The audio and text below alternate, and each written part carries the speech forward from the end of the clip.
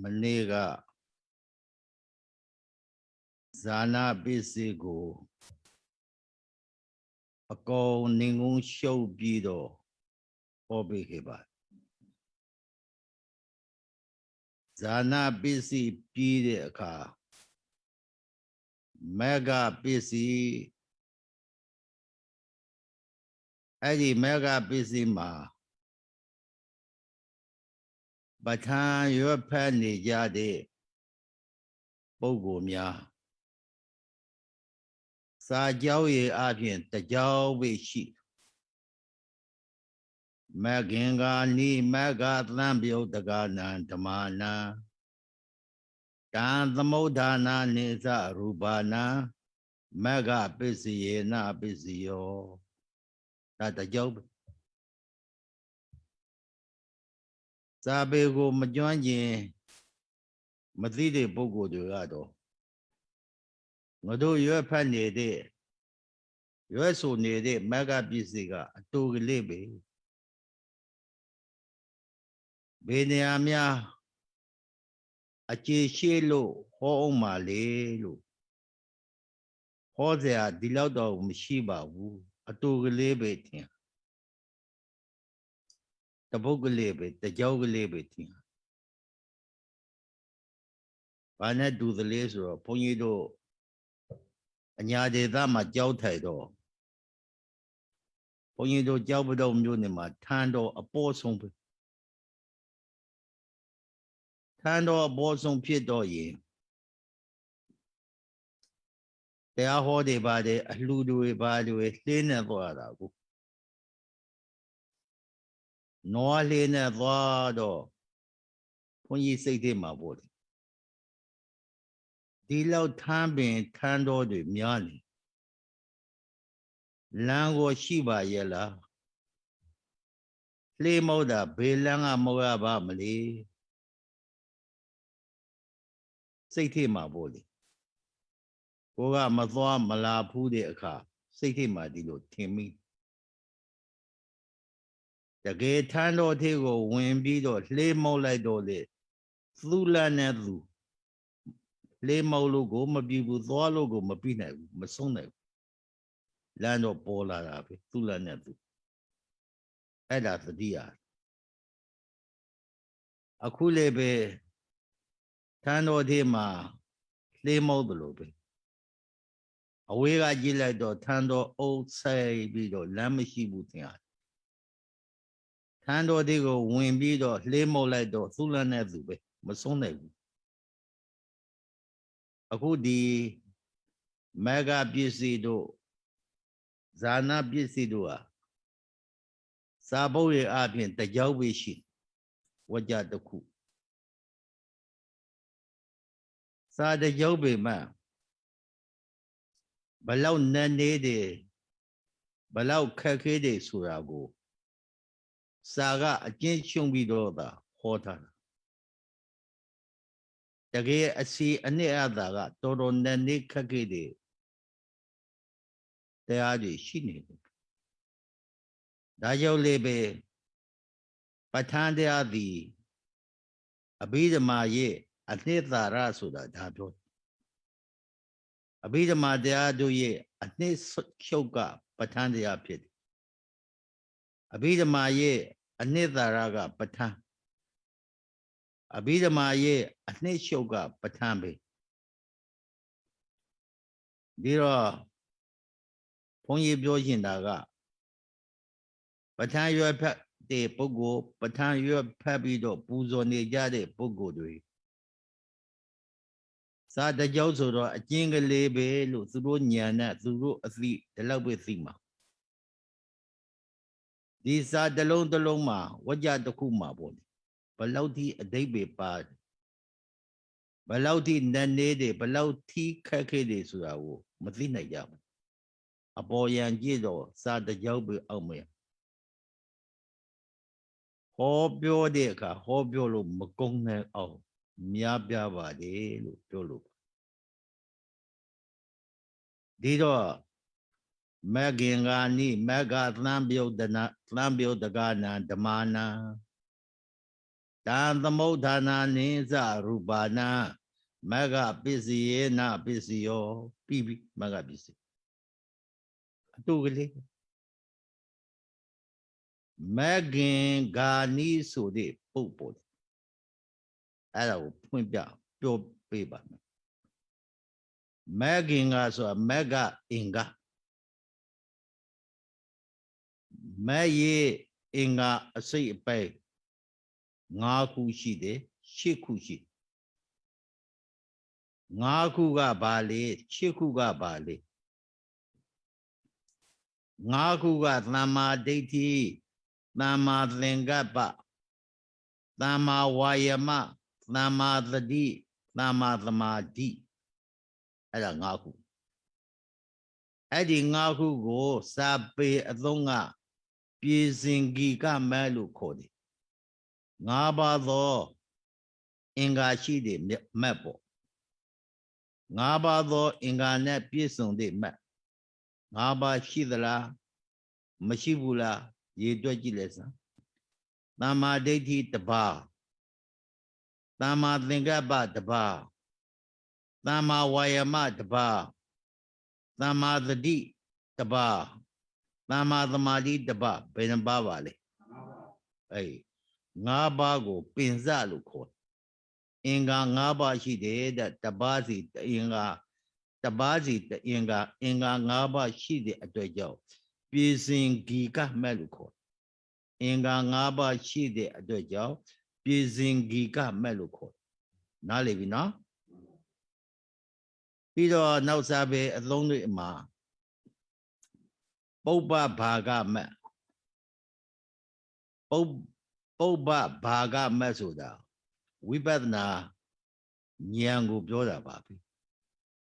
Thoda Betty Manya Melkin. Choose wa. We better na Nyana Kandago Shumade Magimbo.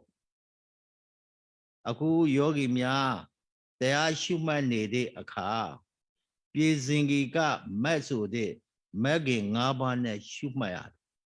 Benaba Shumade Madly Satema Magin Naba Babida Lupmap. A two a twee,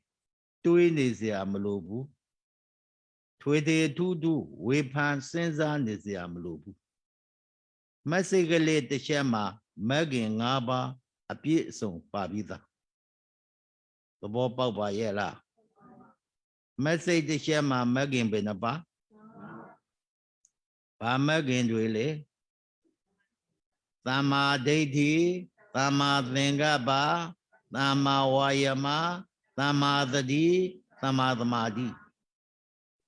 Adi, message the Zima, below 2 sound the Lesuaji. Magin Naba. Tama deity Suda, a mere mande. They are body, a mere mande, a thief. Nama Lengaba Suda, we that can see the Bobo, Nama Lengaba. Nama Wayama Suda, Woodiya, Longa outside it, the apple. Nama the Disura, Mayamu. Nama the Madisura, say the out, ye out pity, the Madi. Nama deity, Nama Lengaba, Pina Megi, Naba. Nama Wayama, Nama the D, Nama the Madiga, the Madi Megi, Lomba. Pina Megi, Nabaye, the Madi Megi, Lomba. Naba. They have met the Metsi say the Shema, Megi Ben Baba. Ba Megin Bali. Pina Megina, Samadi, Megin Bai. Ba Megin. Pina Megin Sua, the Shala, Nama Diti, Nama Lingabala. Samadi Megin Sua, the Shala, Nama Wayama, Nama the D, Nama the Madila. Nama Wayama, Nama the D, Nama the Madi. The Madi Megin at Lomba. Pina Megin at Napa, all I do Benaba. Eddie Mago Balu Kode, Pisingiga, Melo Kode, Boba Baga, Melo Le Kode, Karaga Magin, Wedaga Magin Loli Kode, Sa Long Body. Madly say the Shema, Magin Naba Pani de Suro. Eddie Madly say him a body, Pani de Magin Duga, Badi Lone the Lee. Madly say, Na Bobby Badi Lone the Lee. Tama Deity Magin, Pina Magingo, a Yinkia. Tama Deity Maginga. Yonango, a man the gay, mean de a feet. There are Shuma de Yogi de Aldi. Paramapia de Nandea, Yodea a bozo. Madly say, Mamma Bula Mayadala. Paramapia de Nandea, Yodea a bozo. Madly say, Mabinia. Adi Madly say, Nama Deity Pane de O Ngadi, Parama, Yonango, Shumaneda Bala. Paramapia de Nandea Yodiago, Shumaneda Belo, Mathibula Vivla. Ada Slama Deity Magin. Nalebino Slama Slingaba Magin. Slama Slingaba Magin, so Wita Babe. Eddie Slama Deity got Paramaso de Unango. Did the mamma Fine de Adojo. Slama Slingaba le Taka the Lele Yonango Fine. Shumani de Bobia. 3 days in money. Sama Wayama, or Samadi Magi from Majilasa. Sama Wayama, Uriya Lukoba. Ion Susu says that money. Messaya Ion the Kugo, people la day, Lemalosada. Messaya Ion go shoot money. Uriya Sama Wayama Magi. Uriya Lukoba. Sama the D. Sama the Diga, Messaya Ion Boma, Amida, Fleet the D Tabido Sineda, Eda Samadhi, Maneda Samadhi. Sama Diga, Messaya Ion Boma, Sati Bido, Madaima, Madly say thee, Messaya Ion Bolo, Jayone, Madly say thee, Messaya Ion Boma, that, Kade. Madaima, 3 neda. Messaya Iongo, Madly Sega, Madai, 3 neda. Igagada. Eda Slama Samadi. Dido de Ashuma de Yogi de Alha. Ngado Shuma de Madly Setema. Magin Ngaba Pades or Nalibla. 3 bla. Dabian de Ashuma de Soda. Alaga Shuman Nedam Hopu, Magin, Nabana, Shumanid. Magin Benamba. Eddie MaginGanisura, Magin Inga Naba. Did the Miavo Api? The Ashumade Yogi Dega. Magin do, Thissa Deado, Thissa Lebado, Fija. Amia son Finija. 3 being Finyado Lebe.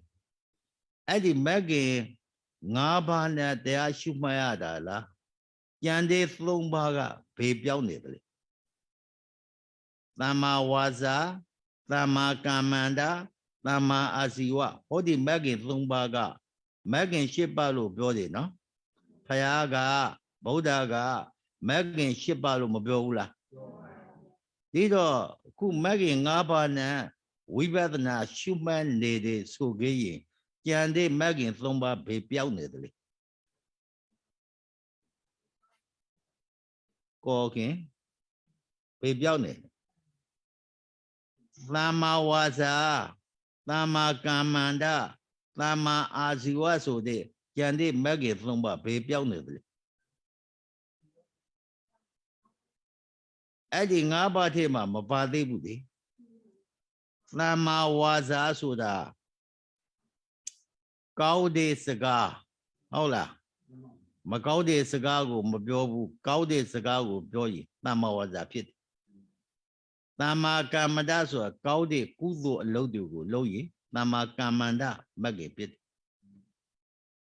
သမ္မာဝါစာသမ္မာကမ္မန္တသမ္မာအာဇီဝဆိုတာကဝစီတုစရိုက်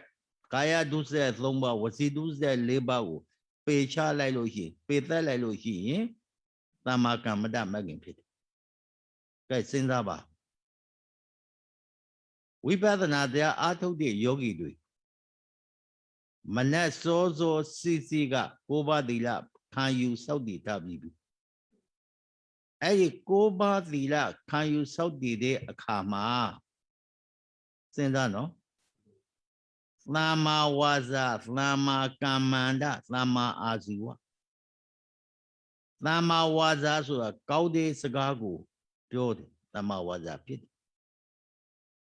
မိစ္ဆာဝါစာမကောင်းတဲ့စကားကိုရှောင်ပါမယ်ကောင်းတဲ့စကားကိုပဲပြောပါမယ်လို့ဘုန်းကြီးရှေ့ကအာမဘန္တေလို့မခံခဲ့ဘူးလားအာမဘန္တေအရှင်ဘုရားမိန့်တော်မူတဲ့အတိုင်းတပည့်တော်တို့ကောင်းတဲ့စကားကိုပဲပြောမယ်မကောင်းတဲ့စကားကိုမပြောဘူးကောင်းတဲ့စကားကသမ္မာဝါစာမကောင်းတဲ့စကားကမိစ္ဆာဝါစာအသေးစိတ်ကိုပြအောင်ဘုန်းကြီးပြောပြနေတာနော်ကောင်းတဲ့စကားကသမ္မာဝါစာမကောင်းတဲ့စကားကမိစ္ဆာဝါစာမိစ္ဆာဝါစာဆိုတဲ့မကောင်းတဲ့စကားတွေကိုဒီနေ့အဖို့ရသီလခံယူစောင့်တည်ပြီးတော့တပည့်တော်တို့မပြောတော့ပါဘူးသမ္မာဝါစာဖြစ်အောင်ကောင်းတဲ့စကားတွေပဲပြောမယ်သီလထိန်လာပြီနော်ဝစီနှုတ်ကိုထိန်လာပြီးတော့ပိသုနာဝါစာမုသဝါဒဒီနေ့အဖို့မှာသမ္မာဝါစာဖြစ်အောင်လိန်ညာပြီးတော့တခွန်းမှမပြောတော့ပါဘူးသီလခံယူစောင့်တည်တဲ့ပုဂ္ဂိုလ်ကြီးစိတ်ထားနှလုံးသားတည်တိုက်ထားရတယ်ငါတို့ခန္ဓာကိုယ်ထဲမှာဒီနေ့အဖို့ရတစ်နေ့ပတ်လုံးလိန်ခြင်းညာရှင်းကိုလုံးဝမလိန်တော့ပါဘူးလုံးဝမညာတော့ပါဘူးလိန်ညာလို့လှစ်ပက်လို့မပြောတော့ပါဘူးလို့စိတ်ကိုဆုံးဖြတ်လိုက်သဘောပေါက်တယ်နော်စိတ်ကိုဆုံးဖြတ်လိုက်တော့သမ္မာဝါစာဖြစ်နေပြီမိစ္ဆာဝါစာဆိုတဲ့မကောင်းတဲ့စကားကိုဂုဏ်တိုက်တဲ့စကားမကောင်းတဲ့လိန်ညာပြောဆိုတဲ့စကားကိုမပြောတော့ဘူးသမ္မာဝါစာဆိုတဲ့ဒီနေ့အဖို့ရမှာကောင်းတဲ့စကားကိုပြောမယ်လို့စိတ်ကိုဆုံးဖြတ်လိုက်တာသမ္မာဝါစာပိသုနာဝါစာတယောက်နဲ့တယောက်မတိအောင်ဟိုလူကိုတစ်မျိုးဒီလူကိုတစ်ဖုံဂုံလျှော်ပြီးတော့ပြောတဲ့စကားပေါ့တယောက်နဲ့တယောက်ရန်ဖြစ်အောင်တယောက်နဲ့တယောက်တူနဲ့တူအပြစ်မြင်အောင်ပြောတဲ့စကားမျိုးကိုဒီနေ့မပြောတော့ပါဘူးသဘောပေါက်ပြီနော်သမ္မာဝါစာဖြစ်ပြီမိစ္ဆာဝါစာကလွတ်လို့ဖရုဒဝါစာကြမ်းတမ်းတဲ့စကားဖရုဒဝါစာကြမ်းတမ်းတဲ့စကားပြောတဲ့အခါဘုန်းကြီးတို့စာပေထဲမှာတွေ့ရတာမန္တဘာနီအနုတ္တောသဝေဝါစာယမုနီတဲ့ပုရဗေဒသုတ်တံထဲမှာတင်တယ်အဲ့ဒါတွေ့ဘူးစကားပြောတဲ့အခါသမ္မာဝါစာဖြစ်အောင်သိမ်မွေ့ရတယ်စကားပြောနှုံညံ့ရတယ်စကားပြောတိုင်းမှာဒေါသစိတ်ဖြစ်ပြီးတော့ဒေါသအသံမဖြစ်ရဘူးစကလုံးတိုင်းမှာမေတ္တာအသံပဲဖြစ်ရမယ်ဒေါသအသံမဖြစ်เสียဘူးဒေါသမဖြစ်เสียဘူးအသံလေးဒေါသမဖြစ်เสียဘူးစိတ်ကလည်းဒေါသမဖြစ်เสียဘူးဖရုဒဝါစာဆိုကြမ်းတမ်းတယ်စေးတယ်တိုက်ထွာတယ်အပြစ်ပြောတယ်မကောင်းပြောတယ်ပေါ့ဖရုဒဝါစာသီလဆောက်တည်တဲ့ပုဂ္ဂိုလ်အဲ့ဒီနေ့တနေ့မှာဖရုဒဝါစာလေးငြိမ့်ပြီ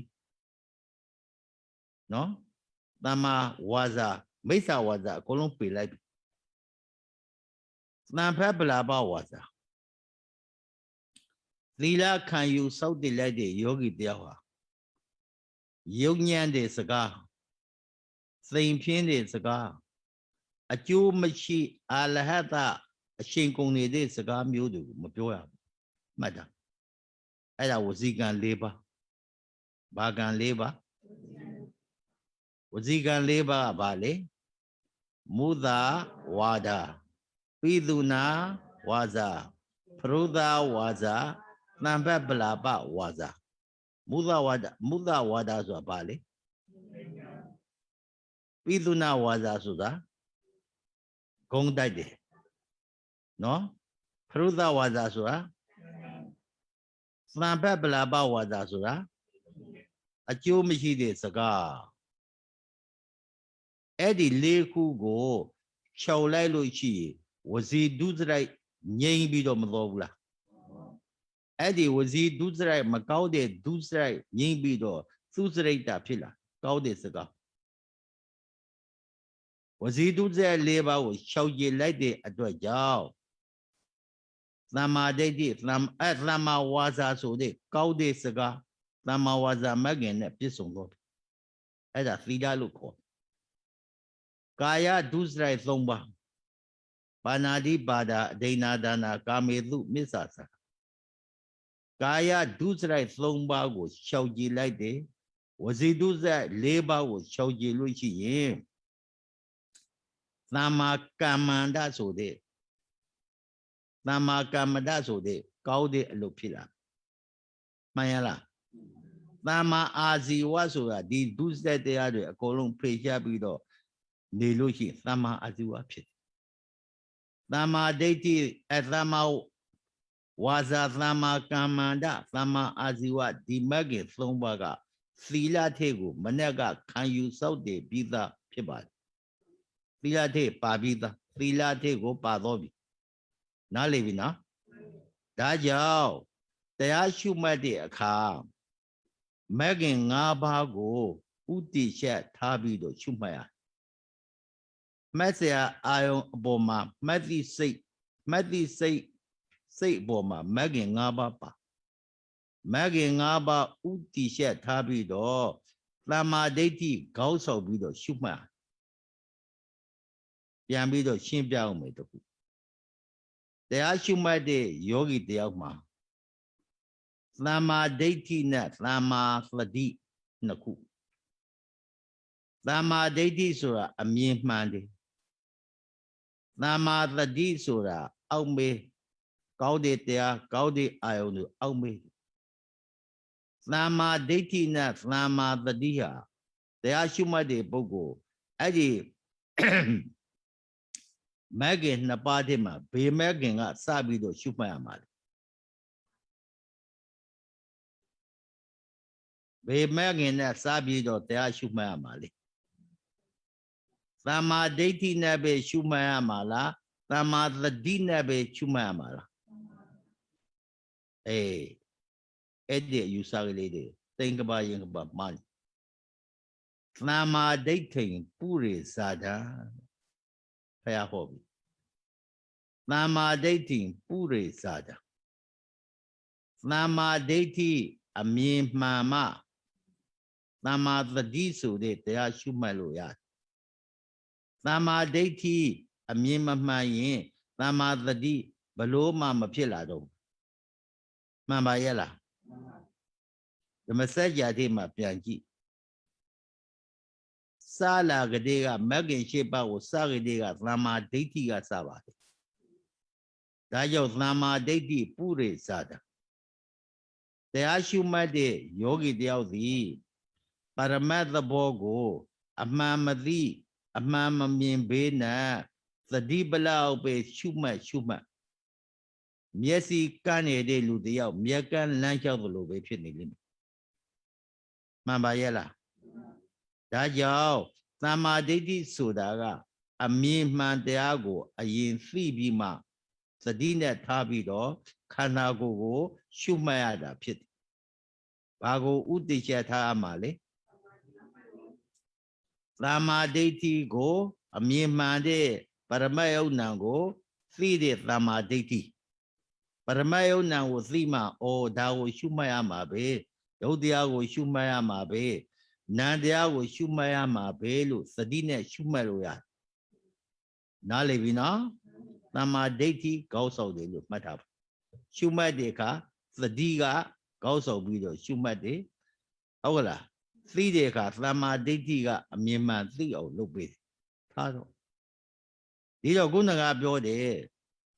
သမ္မာဝါစာသမ္မာကမ္မန္တသမ္မာအာဇီဝဆိုတဲ့ဒီတရားသုံးခုကိုပြန်ပြီးတော့သုံးသပ်ကြည့်အောင်ကာယဒုစရိုက်၃ပါးမကောက်ဘူးပေါ့ကာယကံကာယဒုစရိုက်ကာယဒုစရိုက်ဆိုတာပါဏာတိပါဒအဒိဏဒါနာကာမေတုမစ္ဆာစာ၃အဲ့ဒီ၃ပါးကိုနဲ့ပတ်သက်ပြီးတော့မကောက်တဲ့အလုပ်ကိုလုပ်တဲ့ဒုစရိုက်တွေသဘောပေါက်တယ်နော်ဝစီဒုစရိုက်ဆိုတာ၄ပါးမုသာဝါဒပိသုဏဝါစာဖရုဒဝါစာသံဖက်ပလာပဝါစာ၄ပါးအကုသိုလ်တရားလို့ဆိုတာအဲ့ဒါပဲမကောက်တဲ့အလုပ်ကိုပြုလုပ်လို့ရှိရင်မကောက်တဲ့အလုပ်ကိုပြုလုပ်တဲ့သမ္မာကမ္မန္တသမ္မာကမ္မန္တမကောက်တဲ့ကောက်တဲ့အလုပ်ကိုပြုလုပ်တဲ့သမ္မာကမ္မန္တမကောက်တဲ့အလုပ်ကိုလှုပ်တဲ့မိစ္ဆာကမ္မန္တမှန်ပါရဲ့လားသမ္မာကမ္မန္တဆိုတာကုသိုလ်ဖြစ်အောင်လို့ဆိုပြီးတော့သီလစောင့်တည်တယ်ကာယကံ၃ပါးခုနကပြောတဲ့ကာယကံ၃ပါးဝစီကံ၄ပါးကိုရှောင်တယ်မလုပ်ဘူးအဲ့ဒါသမ္မာကမ္မန္တပဲဘုန်းကြီးတို့ယောဂီများသည်မနက်ကတည်းက၉ပါးသီလကိုစောင့်တည်ထားတဲ့အတွက်သမ္မာကမ္မန္တမဂ္ဂင်နဲ့မပြည့်စုံဘူးလားပြည့်စုံဘူးလားသမ္မာကမ္မန္တဖြစ်နေမိစ္ဆာကမ္မန္တဆိုတာကမိမိစိတ်ကသီလနဲ့မထိန်ပေနဲ့ခုနကပြောတဲ့ကာယကံ၃ပါးဝစီကံ၄ပါးကိုကျူးလွန်နေသမျှမိစ္ဆာကမ္မန္တသမ္မာမိစ္ဆာနှစ်ခုရှိနားလည်ပြီနော်ဒီတော့လောကမှာ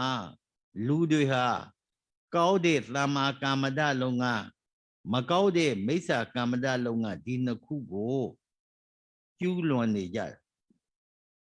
မကောက်တဲ့အကုသိုလ်လုပ်ငန်းမိစ္ဆာကမ္မန္တလုပ်ငန်းကိုလေကျူးလွန်ပြီးတော့လုပ်နေကြကောက်တဲ့သမ္မာကမ္မန္တလုပ်ငန်းတွေကိုလေပဲကျူးလုပ်အားထုတ်နေကြပြောလို့တဲ့အဓိပ္ပာယ်ကလူသဘာဝလူလောကမှာကုသိုလ်တစ်ခုနေစဉ်ပြုဆိုသလိုပဲကုသိုလ်တရားတွေလည်းအတက်နဲ့ဆုံးအားထုတ်ကြတယ်လုပ်ကြတယ်အကုသိုလ်တရားတွေကိုလည်းအတက်နဲ့ဆုံးရှောင်ရှားကြတယ်တချို့ကလည်းပြုလုပ်ကြတယ်အဲ့ဒီကုသိုလ်အကုသိုလ်တရားကိုဘုရားကဘာဟောသလဲစာယာဝအနုပါယိတိမိမိနောက်ကကိုပြုလုပ်တဲ့ကံကိုထံပြန်ဆိုတဲ့အတိုင်းမိမိနောက်ကအိတ်သဖွေဒီကံတွေဟာလိုက်နေတယ်အကုသိုလ်ကံလေးကိုနောက်ကပါနေတယ်ကုသိုလ်ကံလေးကိုနောက်ကပါနေဘုန်းကြီးတို့ဘုရားကဟောထားကာမတကာကာမယောနိကာမဗန္ဓုကာမပတိသရဏကံသာလျင်သတ္တဝါတွေအကြောက်ရှိတယ်ကံသာလျင်လမ်းကြောက်ရှိတယ်ကံလမ်းကြောက်ကံသာလျင်ဆွေမျိုးကံသာလျင်အကုရာဖြစ်တယ်ဆိုဘုရားဟောတာရှိတယ်ဟုတ်တယ်ဗုဒ္ဓဘာသာမြန်မာလူမျိုးတွေဟာကောက်တဲ့လုပ်ငန်းဖြစ်တဲ့ဒါနသီလဘာဝနာကုသိုလ်လုပ်ငန်းတွေလုပ်ကြတယ်မကောက်တဲ့လုပ်ငန်းတွေကိုကာယဒုစရိုက်၃ပါးဝစီဒုစရိုက်၄ပါးကိုအတက်နဲ့ဆုံးရှောင်ကြကြတယ်မှန်ပါရဲ့လားကုသိုလ်ရဲ့အကျိုးကိုယုံတယ်အကုသိုလ်ရဲ့အကျိုးကိုယုံတယ်သူညာတော်လည်းပဲမသိမိုက်မဲတဲ့အဝိဇ္ဇာဖုံးလာတဲ့အခါတဏှာအာယုံသာယာမိတဲ့အခါတခါတလေမှာအကုသိုလ်တရားတွေလည်းပြုလုပ်မိကြ လုံးဝအကုသို့ကင်းစင်သွားပြီလို့တော့မထင်လိုက်နဲ့တခါတလေမှာအကုသို့တရားတွေလေပြုလုပ်ကြဒီတော့ကုသိုလ်တရားပြုလုပ်တဲ့ပုဂ္ဂိုလ်တွေကနိုင်ရောနိဗ္ဗာန်ကိုသွားတယ်ပေါ့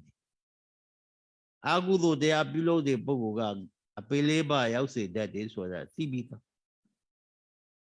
ကုသိုလ်တရားအကုသိုလ်တရားဆိုတာလမ်းနှစ်လမ်းကုသိုလ်လမ်းကနိုင်ရောနိဗ္ဗာန်ကိုသွားစေတတ်တယ်လမ်းအကုသိုလ်လမ်းကအပေလေးပါကိုသွားစေတတ်တယ်လမ်းနှစ်လမ်းအဲ့ဒီလမ်းနှစ်လမ်းမှာငါဘေလမ်းပေါ်မှာရှောက်နေတယ်လေငါဘေလမ်းကိုရောက်နေတယ်လေလို့ဆိုတာကိုယ့်ဟာကိုပြန်ပြီးတော့သုံးသက်ကြည့်ရအကုသိုလ်လမ်းကိုပဲရှောက်နေသလားအကုသိုလ်လမ်းပေါ်မှာပဲငါရောက်နေသလားကုသိုလ်လမ်းပေါ်ရှောက်နေသလားကုသိုလ်လမ်းပေါ်မှာပဲငါရောက်နေသလားငါဒီနေ့တနေ့တာအဖို့ကာယကံဝစီကံငါထိမ့်သိမ့်စောင့်ရှောက်ပြီးတော့ကုသိုလ်တရားတွေငါလုံးနေသလားဒီကံတရားရဲ့အကျိုးပေးရကကောင်းတဲ့ကံကကောင်းတဲ့အကျိုးပေးတယ်မကောင်းတဲ့ကံကမကောင်းတဲ့အကျိုးပေးတယ်ဆိုတာစိတ်ထဲမှာခံယူချက်ရှိပြီးသားဖြစ်တဲ့အတွက်ကြောင့်ကိုယ့်ဟာကိုယ်စဉ်းစားကောင်းတဲ့ကံကိုလုံးနေလို့ရှိရင်ကောင်းကျိုးပေးလိမ့်မယ်မကောင်းတဲ့ကံကိုလုံးလို့ရှိရင်မကောင်းကျိုးပေးလိမ့်မယ်မကောင်းတဲ့ကံကိုလုံးတဲ့ပုဂ္ဂိုလ်ကဘလောက်ပဲကောင်းလို့ဆူတောက်ပေမဲ့ကောင်းလာမှာမဟုတ်ဘူးမကောင်းတဲ့ကံကိုပြုလုပ်တဲ့ပုဂ္ဂိုလ်ကမကောင်းတဲ့အကျိုးကိုပဲပေးမှာပဲကိုကကောင်းတာကိုဘလောက်ပဲပြုလုပ်လို့ရှိမရဘူးအကျိုးပေးမယ်ကောင်းတဲ့ကံပြုလုပ်တဲ့ပုဂ္ဂိုလ်ကလည်းကောင်းတဲ့အကျိုးကိုပဲပေးမယ်တားလို့မရဘူးဘုန်းကြီးတို့ဖယားရှင်ကိုရောမြတ်ကြီးနာလန္ဒမြို့ပါဝါရိကဆိုတဲ့သရဲဥယျာဉ်တစ်ခုမှာဖယားနဲ့တကွသံဃာတော်တွေစတင်သုံးနေတော်မူတဲ့အချိန်တစ်ခုပေါ့အတိတ်ကြောင့်ပြန်ပြောင်းပြီးတော့နှလုံးသွင်းကြည့်အောင်ဖယားလက်ထက်တုန်းကဖြစ်ခဲ့တဲ့အဖြစ်အပျက်တစ်ခုပြောပါနာလန္ဒမြို့ပါဝါရိကသထေးသရဲဥယျာဉ်မှာဖယားအပုံပြုတဲ့သံဃာတော်တွေစတင်သုံးပြီးတော့နေပါသံဃာတော်တွေသတိသုံးပြီးတော့နေတဲ့အခါမှာအဲ့ဒီပါဝါရိကမြို့ကြီးအဲ့ဒီနာလန္ဒမြို့ကြီးအနာကအသိဗန္ဒကဆိုတဲ့သကြီးပေါ့သကြီးရဲ့သားပေါ့သူသကြီးပေါ့တော်သကြီးပေါ့ဘုရားရှင်ကိုရောမြတ်ကြီးနဲ့တကွသံဃာတော်တွေပါဝါရိကသရဲဥယျာဉ်ထဲမှာသနေသုံးနေတဲ့အတန်ကိုသတင်းကိုကြားတော့ဘုရားဖူးကျင်တဲ့စိတ်ဘုရားစီရောက်ရှိလာမြတ်စွာဘုရားရောက်ရှိပြီးတော့ပြင်စပฏิထိတထိကျင့်၅ပါးနဲ့ရှိခိုးပြီးတော့ဘုံတော်ကြီးလှစွာမွန်သောမြတ်စွာဘုရားတပည့်တော်အမေပု္ပ္ပာတစ်ခုမေးရှင်ပါ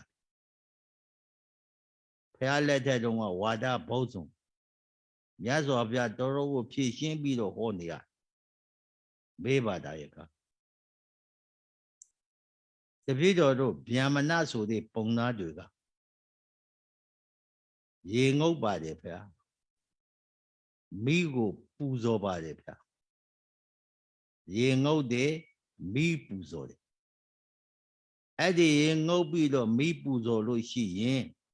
အကျိုးတရားကဘာတွေရသလဲလို့ဆိုရင်သေသောတဲ့လူဟာနတ်ပြည်ရောက်တယ်ဆိုတဲ့အကျိုးတရားကိုရပါတယ်သေသောတဲ့လူဒီဘေဘဝဘေဌာနမှာဖြစ်နေတဲ့ဆိုတဲ့အသီးကိုလည်းရပါတယ်ဗျာဒါတပည့်တော်တို့ဗျာမဏပုံနာတို့ဤအယူဆအဲ့ဒီအယူဆအခုထက်ထိအိန္ဒိယနိုင်ငံမှာရှိနေသေးငင်းငါမြင့်မှာပြာသိုလအေးကအေးပါဖြစ်နေအေးဆက်ပြီးတော့နေသာဓုတွေဆင်းပြီးတော့ငုံလိုက်ပေါ်လိုက်ရေငုံလိုက်ခေါက်ပေါ်လိုက်ခိုက်တုံနေကြတာဒီလောက်တော့များအေးခံပြီးတော့ ဒုက္ခခံပြီးတော့ဘာလုံးနေရတယ်လေလို့ကြည့်တော့မေးကြည့်လိုက်တော့သူတို့ကဘာပြောလို့ဆိုခန္ဓာကိုယ်သေးမှာတဲ့ကိလေသာတွေအကုန်လုံးခါရှနေတာတဲ့ရေသေးပါတော့လို့အဲ့ဒါလို့ရေများများငုံနေတဲ့ပုဂ္ဂိုလ်ကိလေသာများများစင်တယ်ကိလေသာကုံတော့အောင်လို့ရေငုံတာပါတဲ့ဒါဖြစ်ပဲဘုန်းကြီးတို့ယောဂီများစဉ်းစားပါရေငုံယုံနဲ့ကိလေသာတွေကုံနိုင်ပါမလားရေငုံယုံနဲ့ကိလေသာတွေကုံတော့မယ်ဆိုရင်ရေတိကငါးတွေဘယ်လိုလုပ်မလဲကိလေသာကုံစရာတော့မရှိတော့ဘူးမှန်ရလားရေတိကငါးတွေဘယ်လိုလုပ်ကြမလဲစဉ်းစားကြည့်မီးလူတဲ့လှုံတယ်ဆိုတာဘာလဲမီးပူဇော်တယ်ပေါ့အဲ့ဒီသူတို့ဘုရားကိုမီးပူဇော်လို့ရှိရင်ရေငုတ်တယ်မီးပူဇော်လို့ရှိရင်ဘယ်လောက်အကျိုးရတယ်လဲဆိုတော့သေတဲ့လူဟာဘေဘဝရောက်တယ်ဆိုတာသူတို့သိတယ်ဗျမနာဆရာကြီးကမင်းအဖေသေတော့ပြီဘေဘဝရောက်ပြီမင်းအမေသေတယ်ဘေဘဝရောက်တယ်ဆိုတာသိဘေဘုံဌာနမှာစံမြန်းနေတယ်ဆိုတာသိအဲ့ဒီလိုမီးလုံရေငုတ်တဲ့ကုသိုလ်ပြုလုပ်လို့ရှိရင်အလိုလိုနေရင်နတ်ပြည်ရောက်တယ်ဆိုတဲ့အကြောင်းအသိဗန္ဒဗန္ဒကရောသကြီးကဖះကိုလျှောက်တယ်ဒါအိန္ဒိယနိုင်ငံရဲ့အယူဆတစ်ခုပေါ့ဒီတော့ဖះကစဉ်းစားမင်းလျှောက်တာတော့ဟုတ်ပြီလျှောက်တာတော့ဟုတ်ပြီရေငုတ်တဲ့မီးလုံတဲ့ကိုအသိပေါက်ပြီးတော့ရေငုတ်မီးလုံတဲ့ပုဂ္ဂိုလ်နတ်ပြည်ရောက်တယ်ကောက်ရသုဂတိကိုရောက်တယ်ကောက်တဲ့ဘုံဘဝရောက်တယ်ဆိုရင်ဘေးကလူတွေကပြောတဲ့စကားပဲရှိဟိုလူကဘေးရောက်လို့ဘေးပေါက်မှန်တော့မသိဘူးသေတဲ့လူကလေငရေရောက်တော့သလားဒိဋ္ဌံဖြစ်သလားပြစ်တာသူတို့ကြီးဖြစ်သလားဆိုတာဘယ်သူသိနိုင်မလဲမှန်ရလားသို့သောဘေးကလူတွေပုံသားတွေကဒီတိုက်ပြောတော့သေတဲ့လူသေခါနေကြလို့ရှိစုတောက်ပေးကြယမနာတို့ဤထုံးတန်းစင်တာအဲ့ပေါ့မင်းနတ်ပြည်သောပါမင်းနတ်ပြည်သောပါနတ်ပြည်ရောက်ပါစေဟောစုတောက်ဒီလိုစုတောက်ပေးလို့သေခါနေသူတယောက်ကိုနတ်ပြည်ရောက်အောင်လို့စုတောက်ပေးလို့နတ်ပြည်ရောက်နိုင်သလားဗုဒ္ဓဘာသာရဲ့အမြင်နဲ့ကြည့်မယ်ဆိုမရောက်နိုင်ဘူးမှန်ပါရဲ့လားဗျာမနာရဲ့ဝါဒအမြင်နဲ့ကြည့်မယ်ဆိုသူတို့ရောက်တယ်ပေါ့ဗျာသူတို့အယူပေါ့ဖះကဒီလိုဥပမာကိုသူပြောတဲ့စကားကိုနားထောင်ပြီးတော့ဥပမာတစ်ခုပေးအသိဗန္ဒကရောစကြီးမင်းတစ်ခုစဉ်းစားပါဂေးလုံးတစ်လုံးကိုဂေးကြီးတစ်လုံးကိုရေထိချလိုက်ကြောက်ကေးတစ်လုံးကိုရေထိချပြီးတော်လုံးဝိုက်ပြီးတော့လက်ဥရှိမေတ္တာပို့ဆုတောက်ကြဂေးလုံးကြီးရေထိကပေါ်လာပါစေဂေးလုံးကြီးရေထိကပေါ်လာပါစေလို့ဆုတောက်မေတ္တာပို့ပြီးတော့ဘလောက်ပဲဆုတောက်တော့ဘလောက်ပဲမေတ္တာပို့ဖို့ဒီဂေးလုံးကြီးကပေါ်နိုင်ပါမလားဟဲ့အသိဗန္ဒကရောတကြီးကစဉ်းစားဟုတ်ပါပြီရေထိကြတော့တဲ့ဂေးလုံးကြီးဘေးကလူတွေကဘလို့ပဲဆုတောက်တော့ဘလို့ပေါ်မှာလေမပေါ်နိုင်ဘူးဖေအသိဗန္ဒကမင်းစဉ်းစားပါလူတယောက်ကုသိုလ်ကံအကုသိုလ်ကံအတိုက်သောကြတာအကုသိုလ်ကံပြုလုပ်တဲ့ပုဂ္ဂိုလ်ကလည်းလူတယောက်ကလည်းအကုသိုလ်ကံကြီးအကျိုးတိုက်သောတာကုသိုလ်ကံပြုလုပ်တဲ့ပုဂ္ဂိုလ်တယောက်ကုသိုလ်ကံအကြောင်းနဲ့သောတာအကုသိုလ်ကံအကြောင်းနဲ့သောတာဘယ်သူမှပြုပြင်လို့မရဘူးဂေးလုံးကြီးပြန်ပေါ်ပါစေလို့ရေတိတ်ကပေါ်လာပါစေလို့ဆုတောင်းလို့မပေါ်နိုင်ဘူးကွာအသိဗန္ဒကတော့သဘောပေါက်တော့ရောတကြီးကဟုတ်တာပြီလောကမှာမှတ်ထားကွာကာယဒုစရိုက်3ပါးဝစီဒုစရိုက်4ပါးအကုသိုလ်ပေါ့ကာယဒုစရိုက်3ပါးကိုသိပြီနော်ဝစီဒုစရိုက်4ပါးသိပြီနော်ကာယကံဝစီကံဖြင့်မကောင်းမှုလုပ်တဲ့အလုပ်ဟုသမျှအဲ့ဒါကံပဲ အကုသိုလ်ပဲအဲ့ဒီအကုသိုလ်အားကြီးတဲ့ပုဂ္ဂိုလ်တယောက်ကကုသိုလ်ဘက်ကိုဘလို့မှဘုံကလေးလှည့်လို့မရဘူးအကုသိုလ်အလုပ်ကိုအားကြီးလုပ်တဲ့ပုဂ္ဂိုလ်ကကုသိုလ်အလုပ်ကိုလှည့်မရသေးဘူးအကုသိုလ်လုပ်ရင်သေသောလို့ရှိအဲ့ဒါဂေးလုံးကြီးရေထိတ်ကြသလိုပဲဘေးကလူတွေကဘလောက်ပဲပြောဟာဒီမင်းအဖေနဲ့ပြေရောက်သွားပြီမင်းအဖေနိဗ္ဗာန်ရောက်သွားပြီလို့ပြောရှင်တော့ပြောယုံမနေနဲ့လူဘဝတုန်းကသူဘာလုပ်ခဲ့တယ်လဲသက်ရှိထင်ရှားရှိတုန်းကကုသိုလ်ဘလောက်လုပ်ခဲ့တယ်လဲအကုသိုလ်ဘလောက်ပြုလုပ်ခဲ့တယ်လဲကြည့်အကုသိုလ်များရင်များတဲ့အတိုင်းပဲသောလိဂေးလုံးကြီးရေထိတ်ကြတော့တယ်ပြန်ပေါ်လာပါစေဆိုပြီးတော့ဘလောက်ပဲဆုတောင်းညတော်လေးပဲပြန်မပေါ်နိုင်ဘူးဘုန်းသားကြီးအတိပန္နကတော်တော်သဘောပေါက်တော့ဟုတ်ပါပြီဖះပြောတာသိမှန်တာဒုတိယဥပမာတစ်ခုဖះကထပ်ပြီးတော့ပေးထောဘက်အိုးကြီးတလုံးယူခဲ့ကွာအဲ့ဒီထောဘက်အိုးကြီးကိုဂင်းကမြေထိတ်ကိုချထောဘက်အပြည့်ထစ်ထားတဲ့အိုးကြီးရိုက်ခွေးလိုက်ထောဘက်တွေကအပေါ်ကိုတက်လာလိမ့်မယ်အိုးချမ်းဂွေးတွေကအောက်ကိုကျသွားလိမ့်မယ်အောက်ကိုကျသွားတဲ့အိုးချမ်းဂွေးကိုပြန်ပေါ်လာပါစေလို့ဆုတောင်းပေါ်နိုင်ပါမလားမပေါ်နိုင်ဘူးအပေါ်မှာဖောလောကြီးပေါ်နေတဲ့ထောဘက်တွေကိုအောက်ကိုကျပါစေလို့ဆုတောင်းကြပါမလားမကြဘူးအဲ့ဒီသဘောပဲကွာကုသိုလ်ကံအကုသိုလ်ကံတိုက်သောတာကုသိုလ်ကံအကုသိုလ်ကံတိုက်သောတယ်ဆိုကုသိုလ်ကံကဘာလဲကုသိုလ်ကံကသမ္မာဒိဋ္ဌိသမ္မာသင်္ကပ္ပသမ္မာဝါစာသမ္မာကမ္မန္တသမ္မာအာဇီဝအဲ့ဒါကုသိုလ်ကံသမ္မာဝါစာဆိုတာကောင်းတဲ့စကားကိုပြောတယ်သမ္မာကမ္မန္တဆိုတာကောင်းတဲ့အလုပ်ကိုလုပ်တယ်သမ္မာအာဇီဝဆိုတာကောင်းတဲ့အသက်မွေးမြူတယ်ဆိုအဲ့ဒါကုသိုလ်ပဲကုသိုလ်ပဲလူတယောက်ဒီသမ္မာဝါစာဆိုတဲ့ရှူသာသာကောင်းမွန်ဆက်ဆံပြီးတော့ပြောတယ်ဆိုရင်သမ္မာဝါစာမှတ်တာနော်သမ္မာကမ္မန္တဆိုတာကောင်းတဲ့အလုပ်ကိုပြုလုပ်နေကုသိုလ်နဲ့ပတ်သက်ပြီးတော့ကောင်းတဲ့အလုပ်ကိုပြုလုပ်နေတာကသမ္မာကမ္မန္တနားလည်ပြီနော်သမ္မာအာဇီဝဆိုတာကာယဒုစရိုက်3ပါးရှောင်ရှားတယ်ဝစီဒုစရိုက်4ပါးကိုရှောင်လိုက်တယ်ဆိုရင်သမ္မာအာဇီဝဖြစ်ပြီမှန်ရလားအဲ့ဒီလူရဲ့နှလုံးသားထဲမှာသီလဖြူစင်သွားပြီသီလခံယူမှသီလဖြူစင်နေတာမဟုတ်ဘူးနော်သီလခံယူရင်လေသမ္မာဝါစာဖြစ်ဖို့အရေးမကြီးဘူးလားသီလခံယူစောင့်တည်ပြီးတော့သူများကိုဂုဏ်တိုက်နေတာတို့လိန်နေတာတို့ဆိုရင်သမ္မာဝါစာဖြစ်ပါမလားမကောင်းတဲ့စကားပြောနေရင်သမ္မာဝါစာဖြစ်ပါမလားဒါကြောင့်သီလခံယူသည်ဖြစ်စေမခံယူသည်ဖြစ်စေသမ္မာဝါစာဖြစ်ဖို့လူလောကမှာသိအရေးကြီးသမ္မာဝါစာဆိုတာကောင်းတဲ့စကားရှုသာတဲ့စကားနှုတ်သာတဲ့စကားကိုပြောကြပါဒါသမ္မာဝါစာပဲမိစ္ဆာဝါစာဆိုမကောင်းတဲ့စကားငေါလိုက်ငံလိုက်អော်လိုက်ခောက်လိုက်ဒါဟာမကောင်းတဲ့စကားမိစ္ဆာဝါစာဖြစ်ပါတယ်မိစ္ဆာဝါစာကိုရှောင်ရှားပြီးတော့တယောက်နဲ့တယောက်တွေ့တဲ့အခါသမ္မာဝါစာဖြစ်အောင်ပြောဒါကုသိုလ်ပဲသမ္မာဝါစာပြောတာလေကုသိုလ်ပဲနော်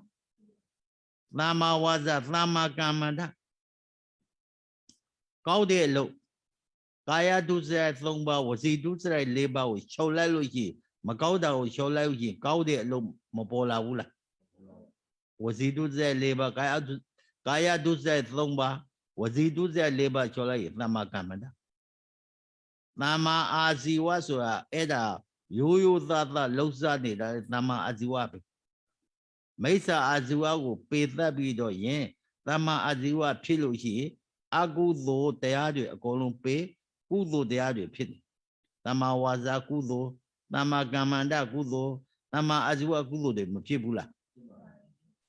ကုသိုလ်အကုသိုလ်တရားထဲမှာလေမဂ္ဂင်ပါနေတယ်ဟဲ့哦，等你啊，朋友好给的，怎么他的阿天嘛嘞三八的，维巴那的阿天嘛嘞三八的，就唔好不啦，好给的喏，好古多阿古多，但係那古字龍嘛唔見吧？古多阿古多，但係那古嘛唔見吧？古多但係嘛唔見我都死ပြီ，阿古多但係嘛唔見不老巴的嘞，古多個三馬地體ပဲ喏，阿古多加到沒啥地體。မိစ္ဆာဒိဋ္ဌိမဂ်ခင်သမ္မာဒိဋ္ဌိမဂ်ခင်မိစ္ဆာဒိဋ္ဌိဆိုတာဒိဋ္ဌိကတသံပယုတ်စိတ်၄ခုမှရှိတယ်ဒိဋ္ဌိပေါ့အဘိဓမ္မာဒသင်္ကသင်္ကြုတ်ကျမ်းနဲ့ပြောရမှာဆိုဒိဋ္ဌိကတသံပယုတ်စိတ်၄ခုမှရှိတယ်ဒိဋ္ဌိစိတ်တစ်သိက်မိစ္ဆာဒိဋ္ဌိမိစ္ဆာဒိဋ္ဌိမဂ်ခင်တဲ့မှာမိစ္ဆာဒိဋ္ဌိမဂ်ခင်ဗာမဂ်ခင်ဩသမ္မာဒိဋ္ဌိမဂ်ခင်မိစ္ဆာဒိဋ္ဌိမဂ်ခင်နားလည်ပြီနော်သမ္မာဒိဋ္ဌိမဂ်ခင်ကကုသိုလ်မိစ္ဆာဒိဋ္ဌိမဂ်ခင်ကအကုသိုလ်ကိုယ်ပြောက်သိတာသမ္မာဒိဋ္ဌိသမ္မာသင်္ကပ္ပသမ္မာသင်္ကပ္ပဆိုတော့ကောင်းတဲ့အကြံဝိတ္တပေါ့မိစ္ဆာသင်္ကပ္ပဆိုတော့မကောင်းတဲ့အကြံဝိတ္တပေါ့ဝိတ္တဆိုတာပညာတစ်မျိုးပါသမ္မာသင်္ကပ္ပမဂ်ခင်ကဝိတ္တဆိုတဲ့တရားကကောင်းတဲ့နေရာမှာလေးပါတယ်မိစ္ဆာသင်္ကပ္ပမကောင်းတဲ့နေရာမှာလေးပါတယ်မကောင်းတဲ့နေရာမှာအကုသိုလ်ဖြစ်မဲ့နေရာမှာကြံစီတော့လေမိစ္ဆာဝိတ္တပဲမှန်ရလားသမ္မာသင်္ကပ္ပဆိုတာကောင်းတဲ့နေရာလေးကုသိုလ်ထိမှလေးပါတယ်အကုသိုလ်ထိမှလေးကြံစီမှုပါတယ်ဒါသမ္မာသင်္ကပ္ပသမ္မာဝါစာမိစ္ဆာဝါစာသမ္မာဝါစာဆိုတာကောင်းတဲ့စကားပြောတော့ကုသိုလ်ပေါ့မိစ္ဆာဝါစာဆိုတာမကောင်းတဲ့စကားပြောတော့အကုသိုလ်ပေါ့နားလည်ပြီနော်သမ္မာကမ္မန္တသမ္မာဝါစာသမ္မာကမ္မန္တကောင်းတဲ့အလုပ်ကိုလုပ်တော့ကုသိုလ်ပေါ့မကောင်းတဲ့အလုပ်ကိုတဏှာမှုဆိုးအလုပ်ကိုလုပ်လိုက်တော့အကုသိုလ်ပေါ့မှန်ရလားမိစ္ဆာကမ္မန္တအကုသိုလ်ထိမှာပါပြီသမ္မာအာဇီဝကောင်းတဲ့အလုပ်ကိုကောင်းတဲ့အသက်မွေးခြင်းကသမ္မာအာဇီဝမကောင်းတဲ့အသက်မွေးတယ်ဆိုတာသူများအသက်ကိုသတ်ဖြတ်ပြီးတော့ရောက်စားပြီးတော့ချမ်းသာလာတာအဲ့ဒါမိစ္ဆာအာဇီဝသဘောပေါက်ပြီနော်သတိဆိုတာကတော့ဒီလိုမဟုတ်ဘူးဗျအဘိဓမ္မာပဋ္ဌာန်းဒေသနာတော်ကိုလေးလာကြည့်မယ်ဆိုသတိဆိုတာမိစ္ဆာသတိမရှိဘူးသတိဆိုတာအကုသိုလ်ထိမပါဘူးမိစ္ဆာသတိမရှိဘူးသမ္မာသတိပဲရှိကုသိုလ်ထိမှာပဲပါ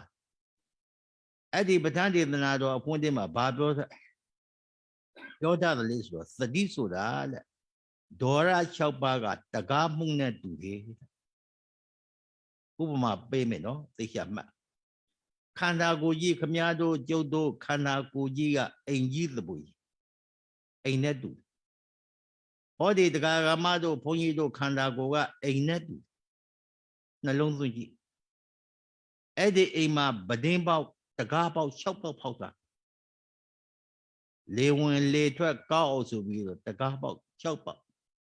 တက္ကမကြီး1ပေါက်ကျန်တာ5ပေါက်ကဲအဲ့ဒီပဟေလိအဖြစ်ညှိပြီးတော့ပြောမယ်ပဒင်းပေါက်5ပေါက်ဆိုတာဘာလဲမျက်စိပေါက်နားပေါက်နှာခေါင်းပေါက်ရှားပေါက်ကိုယ်ပေါက်ဘယ်နှပေါက်ဖြည့်စမ်းပါဘယ်နှပေါက်ခန္ဓာအင်ကြီးမှာပဒင်းပေါက်တကားပေါက်6ပေါက်ရှိတယ်အခု5ပေါက်သိပြီမျက်စိပေါက်နားပေါက်နှာခေါင်းပေါက်ရှားပေါက်ကိုယ်ပေါက်တက္ကမကြီးကတော့စိတ်ပေါက်ပေါ့မနောဒွါရဆိုတဲ့ဟုတ်ကလားမနောဒွါရလို့ဆိုတဲ့စိတ်ကစိတ်ပေါက်တက္ကမကြီးနဲ့တူစိတ်ပေါက်ဒွါရ6ပါးမျက်စိနားနှာခေါင်းရှားကိုယ်စိတ်အပေါက်6ပေါက်ခန္ဓာကိုယ်ကြီးကအိမ်ကြီးနဲ့တူအိမ်ကြီးထဲမှာအပေါက်6ပေါက်ရှိအဲ့ဒီအပေါက်6ပေါက်ထဲမှာ အပေါက်လျှောက်ပေါက်ကိုစောင်းနေတဲ့လူကတယောက်အပေါက်လျှောက်ပေါက်ကိုစောင်းတဲ့လူကဘာလဲမျက်စိကစောင်းတယ်မျက်စိမှာမျက်စိဆိုတဲ့တကားပေါက်ကစောင်းတယ်နားဆိုတဲ့တကားပေါက်ကစောင်းတယ်နှာခေါင်းဆိုတဲ့တကားပေါက်ကစောင်းတယ်ကိုယ်တကားပေါက်ကရှားဆိုတဲ့တကားပေါက်ကစောင်းတယ်ကိုယ်ဆိုတဲ့တကားပေါက်ကစောင်းတယ်စိတ်ဆိုတဲ့တကားပေါက်ကစောင်း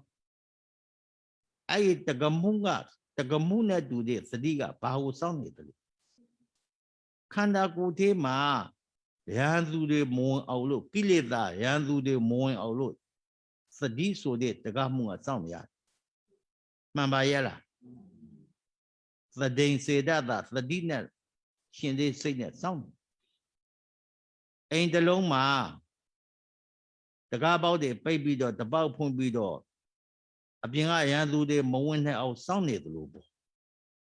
ထို့တူပဲဒီဥပမာလိုပဲမျက်စိပေါက်နားပေါက်နှာခေါင်းပေါက်ရှားပေါက်ကိုယ်ပေါက်စိတ်ပေါက်အပေါက်လျှောက်ပေါက်ကအပြင်ကကိလေသာရန်သူသခိုးကျဖို့မဝင်ရအောင်လို့သတိဒီဟူသောတကမုံကစောင့်နေဘုန်းကြီးတို့တရားဂမတို့ခန္ဓာကိုယ်ကိုသတိဆိုတဲ့တကားမှုကစောင့်နေဘာလဲသတိဆိုတဲ့တကားမှုကစောင့်နေတယ်တကမှုမရှိဘူးဆိုရင်မျက်စိကလည်းဒလဟောမြင်ရှင်တာအကုန်လုံးမြင်ဖြစ်ရှင်တာဖြစ်နာနှာခေါင်းရှာကိုကိလေသာတွေမဝင်ဘူးလားဝင်သလားအခုယောဂီတွေသတိစေတသာဆိုသတိနဲ့ရှင်တဲ့စိတ်နဲ့တရားရှုမှတ်တဲ့အခါမျက်စိပေါက်လေးပိတ်ထားတယ်နားပေါက်လေးပိတ်ထားတယ်နှာခေါင်းပေါက်ရှာပေါက်ကိုပေါက်အကုန်လုံးပိတ်ထားတဲ့အတွက်ကြောင့်ကိလေသာအာယုန်တွေဝင်နေပါမလားတကားမှုကစောင့်နေတယ်သတိဆိုတဲ့တကားမှုကမျက်စိပေါက်ကစောင့်နေတယ်နားပေါက်နှာခေါင်းပေါက်ရှာပေါက်ကစောင့်နေကိုယ်ပေါက်ကစောင့်နေစောင့်နေတဲ့အတွက်ကြောင့်အပြင်ကဓမ္မယတို့သခိုးတို့ဂျဘိုးတို့မဝင်နိုင်သလိုပဲဒါဥပမာတရားရှုမှတ်တဲ့ယောဂီတယောက်စီမျက်စိကမြင်တဲ့အခါဒိဋ္ဌမှတ်တာမြင်တယ်လို့ရှုမှတ်သတိထားပြီးတော့ရှုမှတ်ရတယ်သတိကလက်မခံဘူးမှန်ရလားအပြင်အာယုံကိုမြင်တဲ့အာယုံကိုသတိကလက်မခံဘူးရှုမှတ်လိုက်တယ်မိမလားခင်ဗျသတိကတားလိုက်တယ်နားကလည်းအတန်ကြားတဲ့ဟဲ့ဒီအတန်ရှုမှတ်မလားခင်ဗျပြေးလိုက်တယ်တားလိုက်တယ်နှာခေါင်းရှာကိုဒီတိုက်ပဲမှန်ရလားသတိရှိတဲ့ခန္ဓာကိုယ်မှာကိလေသာမဝင်နိုင်ဘူးတဲ့မှတ်တာနော်တချို့တရားအထုတ်နေတယ်တရားအထုတ်နေပြီးတော့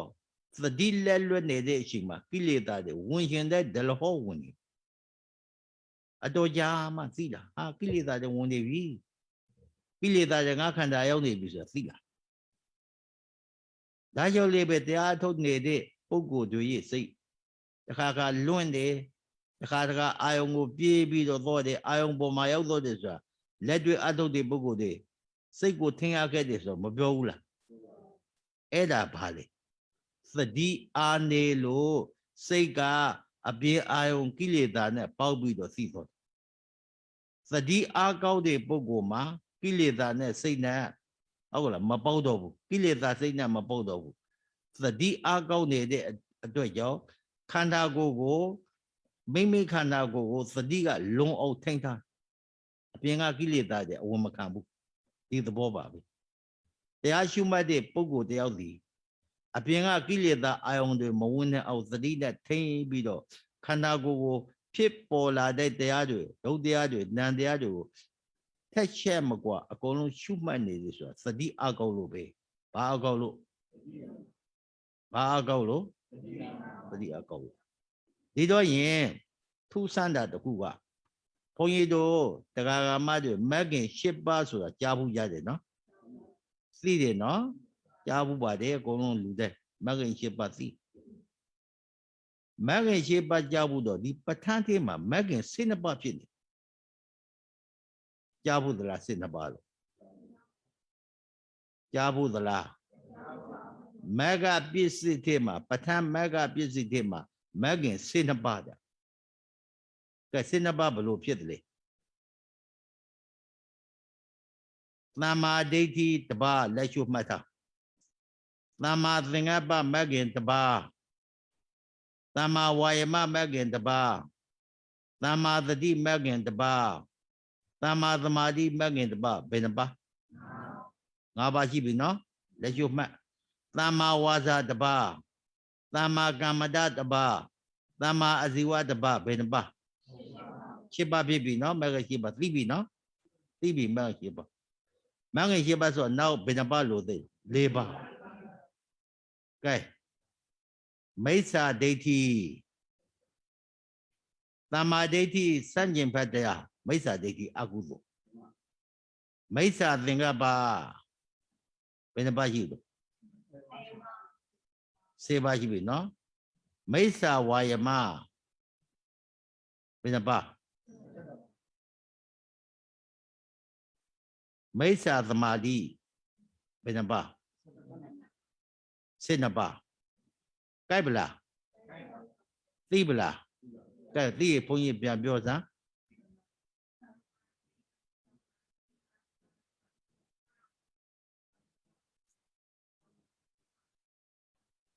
မိစ္ဆာဒိဋ္ဌိ